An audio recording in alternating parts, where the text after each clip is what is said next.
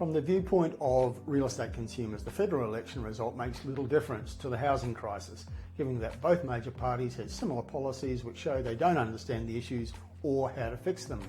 The one piece of good news from the housing market viewpoint is that the Greens have been decimated, as they were at the recent Queensland state election. Greens leader Adam Bant has lost his seat, and so too has the party's big noisy voice on housing issues, Max Chandler-Mather. Australia is a better place for the absence of their infantile rantings on housing issues. The election result, which means these two turkeys will no longer have any influence on housing policies, is great news for tenants, investors, homeowners and everyone else in the industry. Now, there's not much that Anthony Albanese says I would agree with, but I do agree with his comments about the Greens debacle and Adam Bant's response to it. The Prime Minister said he'll blame Labor, he'll blame the Liberals, he'll blame voters, but never himself. And that seems to be the hallmark of the Greens, raging against everyone and everything, proposing destructive policies without consideration of costs or consequences, playing the spoiler in the Senate, obstructing measures to increase housing supply, and when they fail, it's the fault of everybody else. Fortunately, the records of Australian politics have been dumped by Australian voters.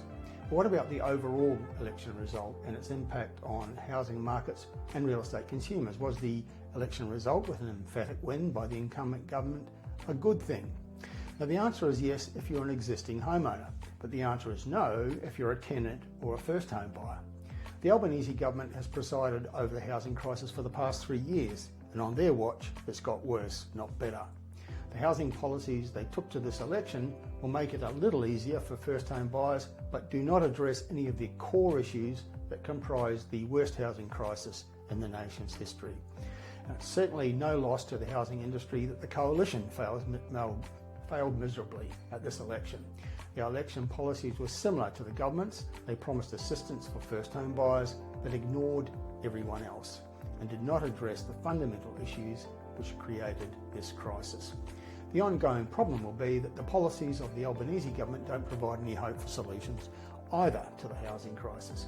There's no evidence that they actually understand the core issues, and if you don't understand how this housing crisis came to be, you can't devise solutions to fix it. The Albanese government clearly does not understand the problems, and they don't have any real solutions. Now, they're still saying that they're going to build 1.2 million homes in 5 years. But they made that promise a couple of years ago, and already they're a long way behind in achieving that goal. We need to be building 240,000 new dwellings each year, and only 170,000 have been created in the past year.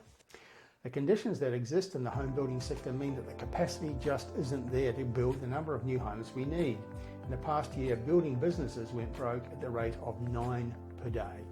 So we'll continue to have a chronic shortage of homes, and there will continue to be upward pressure on prices and on rents.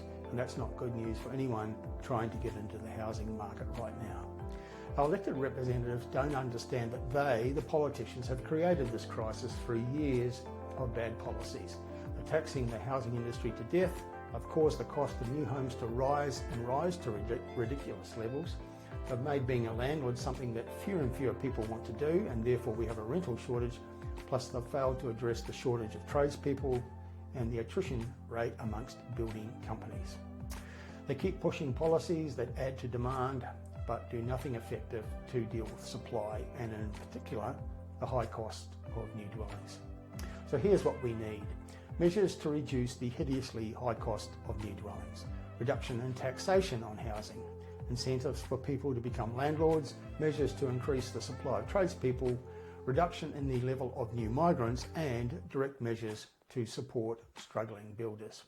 That's what's needed to fix the worst housing crisis in the nation's history, but don't hold your breath.